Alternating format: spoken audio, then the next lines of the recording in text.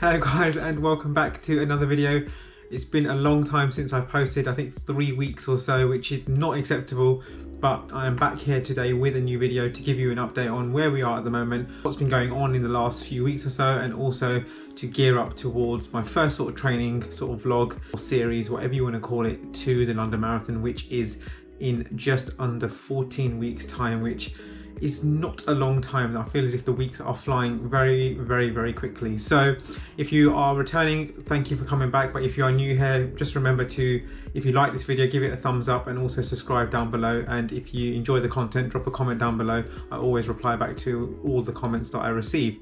Last updated you on where I am, and at the moment I've had a slight setback in training, which is probably the reason why I've gone a little bit quiet on YouTube, but that doesn't mean that I'm not going to share what's happened. So I was training really well up until sort of like the spring, early sort of summer, in middle of May sort of time. Then I got a slight little niggle in my glute, which means I had to take a slight step back from training. What it was is that it just kept feeling like it was irritated. I was still able to run. I was still able to run sessions, but it just created a little bit of extra stiffness when maybe I was working and I've been sitting down for a while, and then when you get up it just was feeling quite uncomfortable. So I've been working with a new physio, that's Adrian, and also he's been sort of looking after my strength and conditioning as well, and he sort of just indicated that it was just an irritated glute and the muscles needed just a little bit more stabilization and a little bit more strength. So I think where I've sort of had a very consistent period of time in like the early sort of the winter and the spring, I just needed to perhaps take a slight step back and not overcook it. And this is just a warning sign that my body has given me that, hey, you push on further and then you will be having a further setback. So what I did was, I've taken a step back from sort of heavy track sessions. I've taken off the menu any hill sessions. So they are in the plan, but I'm just not doing them at the moment because I just feel as if I need a few more weeks of easy running, but also maintaining the longer threshold work, which still gives me that quality that I need for a marathon block. So I'd say this is a very much a stop-start sort of start for a training block. I mean, I'm potentially looking at 14, 13, even 12-week training block for a marathon, which is not ideal. I would not recommend that, but you can still get away with it. Many different ways of training for a marathon. None of my 19 previous training blocks before the one that we're doing had been the same. So it goes to show there are many ways to get yourself to the start line. So the goal still remains of a sub 2:45, which will be a dream. It will be potentially a 6 to 7 minute personal best for me if I can nail that time on the day. So that hasn't changed. I've still got a couple of races coming up in the calendar. I've got the London Landmarks half marathon on August the 1st, and also the big half marathon on August the 22nd. So a couple of key races that I would hopefully do well in and also get good times in. But in terms of today, what I've been doing, so obviously I'm back in the gym. Been back in the gym for the last 4 weeks or so, which is really good. I'm doing lots of strength and conditioning at home, along with some yoga sessions, just bringing back in the things that I know that works well for my body and for getting the mobility into the system as well. So along with some easy mileage, a bit of a long run at the end, is keeping things in check. So as long as things settle down, I'll be able to then sort of press the accelerator on training and have a nice gradual increase, rather than go in with session after session after session, and then your body just eventually does just break down, which is just not good, and I do not recommend that. I wouldn't say that to any of my clients that I coach. I would not recommend doing that, and it's also nice to potentially have a step back when you kind of need it. So again, that is the thing with running, like after a few PBs in like April and May, it does deal you a hand sometimes when you are flying to kind of just take a step back, and it is quite a humbling experience. So other than that, I'm all good, and hopefully we're going to take you on an easy run today, have a little chat, talk about training, talk about what we're going for, any kit that I've sort of trialed in the last few weeks, and also what I'm planning to do for the London Marathon and going forward. So stay tuned and we'll take you out on a run. So one thing I have been actually using in the last few days or so is this Pure Sport CBD. So shout out to them for sending me this muscle and joint balm along with the oil. I find as if this is really helping apply onto the area of where my glute is. It really helps to relax and settle the muscle down. So I find this product here is really good at the moment. So I'll keep you posted on if it actually works, what I find maybe over a weekly period, and if I feel as if this is something that I'd keep in my sort of armory in terms of just to get and keep inflammation at bay. So essentially what the irritation is, just inflammation around this glute tendon. So I've had some needling work done on the area which just sort of calmed it down and helped it sort of relax. So yeah, keep you posted about this Pure Sport CBD massage and joint balm.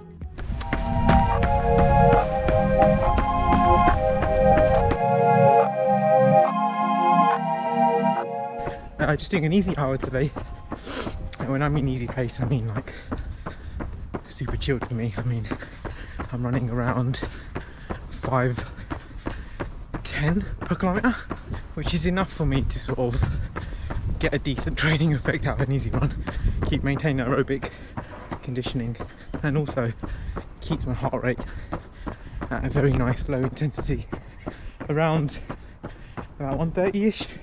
I also don't stress a lot with my easy runs because you can feel various different types of way on a different sort of day, depending on how you feel, whether you slept okay, ate alright, drank enough water, stressed, mental clarity. Everything can affect your ability on sometimes running an 8-minute mile or a 5-minute K can be a breeze, and on other days it can be a slog.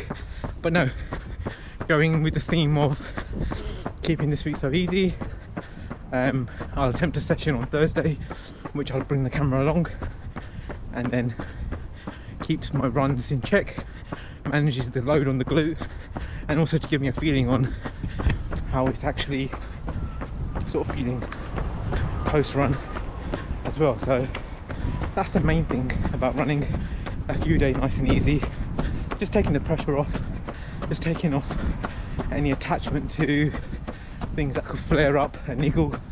Last thing you want to do is have niggles flare up and you're forced to take off a prolonged period of time. That is not advisable. The body is very good at giving you warning signals and being able to tell you when sometimes things are not right. So always try and listen to your body, and that is what I'm trying to do. So I can only practice what I preach, and it's the same thing that I say to everyone else. So we are currently just about to hit 3k.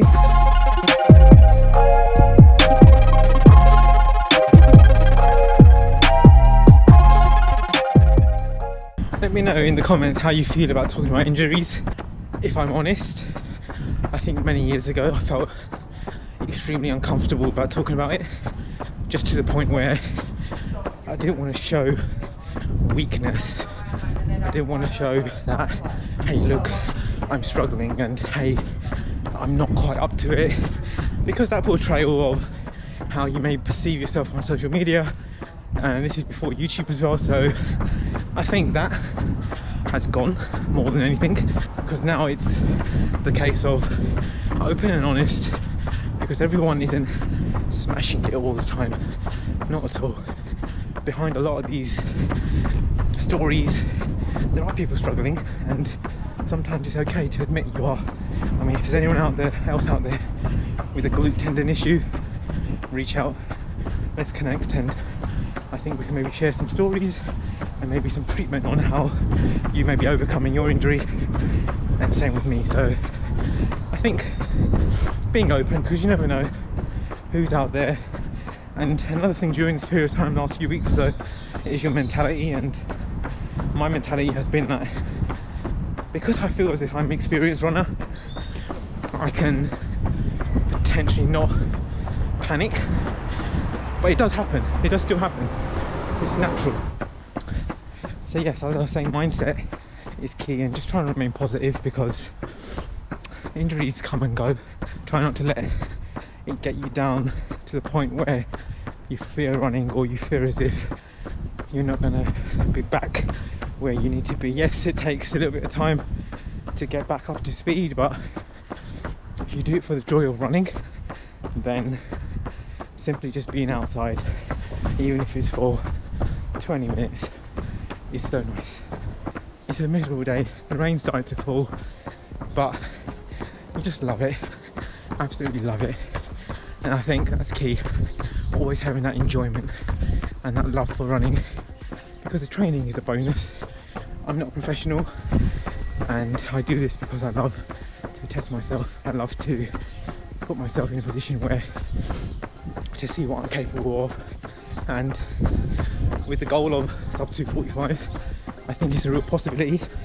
I don't think it's out of reach or anything like that, not at all. And I think that as long as I can stay injury free, get enough quality in and build consistency, I think trying to run that in London on October the 3rd would be incredible. It's my 9th London Marathon. No, sorry, it's my 10th London Marathon, I think. Yeah, 8 in person, 1 virtual. The 10th will be the return, and I owe a good run in London. I don't think I've ever, hands on my heart, say that I've put in an epic performance in London. It's always been in Berlin, and I think it's time, with my friends and family on board around the course, it's time to put that right, and it's time to justify why it is classified as one of the best marathons in the world.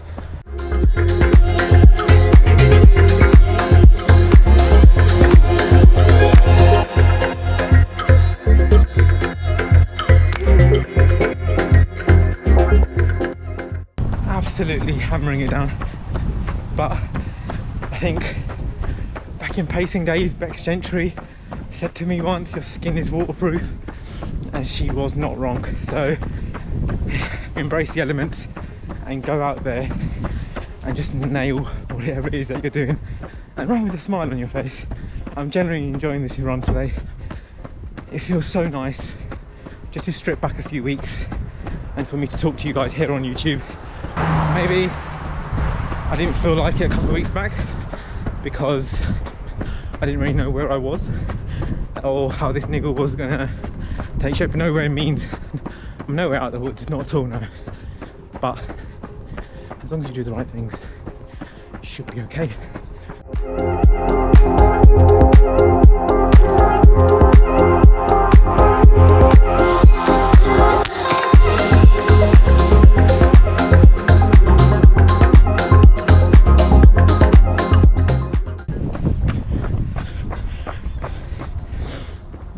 There we go, 12.11 kilometers. Save that. Average pace 5:03 per kilometer. Yeah, 5:03 per k. Nice and easy. And when I say about easy pace, I was able to have a conversation with the camera, stringing sentences together. So always remember that when you run easy pace. But I want to say thanks for watching, thanks for tuning in, and I will bring you along on my threshold session on Thursday, which is pretty tasty, so you'll probably see that at the weekend once I get that up on YouTube. So if you like this content, make sure you give it a like. It really helps the channel grow and it helps sort of push this video as much as possible. And don't forget to hit the subscribe button down below and the bell notification for when I start posting new videos, which I'm just gonna leave it at that. I'm just gonna leave it at that. Back with the running, fingers crossed, back with connecting with you guys here on YouTube, and hopefully we are on the road to a successful block of training in the next few weeks and months ahead. So thank you for watching once again, and I'll catch you in the next video.